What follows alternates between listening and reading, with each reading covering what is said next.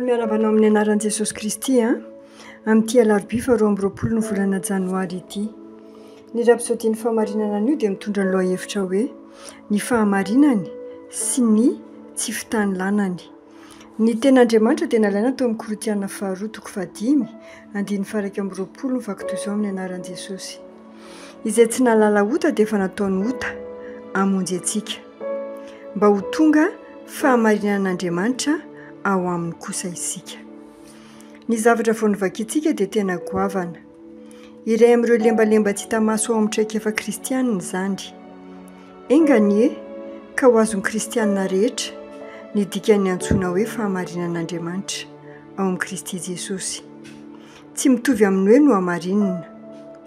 Ny teny Grika eo dia dikaiozone, izay midika hoe fitoviana, ny hatsaran'ny rariny na ny tsy fiandaniana. Ny dikan'izany dia hoe porofon'Andriamanitra ny amin'ny fahamarinany sy ny tsy fitany lanany isika, fanehoana ny fahamarinany isika. Tena mahafinaritra izany. Tsarovy izay lazain'ny Baiboly eo amin'ny Efesiana 4:10 andiny 10 manao hoe mba ho fantatry ny fiangonana ankehitriny amin'ny fanapahana sy ny fanjakana any an-danitra ny fahendren'Andriamanitra samy hafa karazana. Midika izany fa Andriamanitra dia manondro antsika amin'ny faniriana sy ny fanapahana sy ny fahefana rehetra hitsara fa marina izy. Mampiseho amintsika ho toy ny amboarany fahatsarana izy. Alleluia. Efa mianatra ny Romana 7 andiny 2:20 ka hatramin'ny 4:20 ianao dia ho azonao tsara kokoa izany.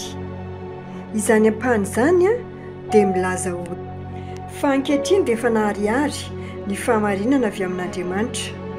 Tsy amin'ny lalàna nefa fa ambaran'ny lalàna sy ny mpaminany dia ny fahamarinana avy any an-danitra amin'ny finoanan'i Jesosy Kristy ho an'izay rehetra mino fa tsy misy hafa.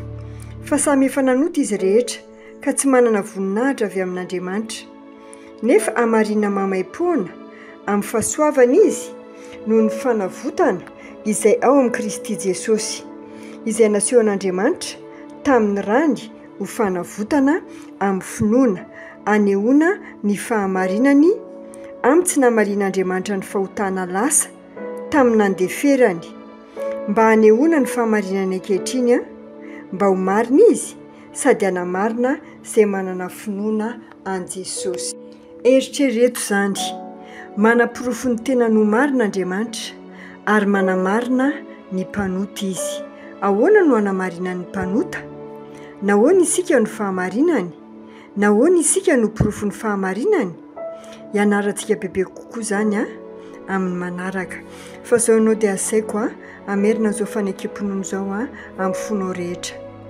Fahamarinan'Andriamanitra ao amin'ny Kristy Jesosy porofo velona ny amin'ny rariny sy ny hitsiny ary ny hatsara-pon'Andriamanitra.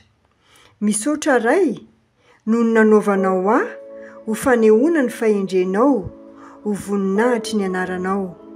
Mandeha amin'izany fahatakarana izany aho, maneho ny fahamarinanao sy mitondra ny tsy fitany lanana amin'izao tontolo izao.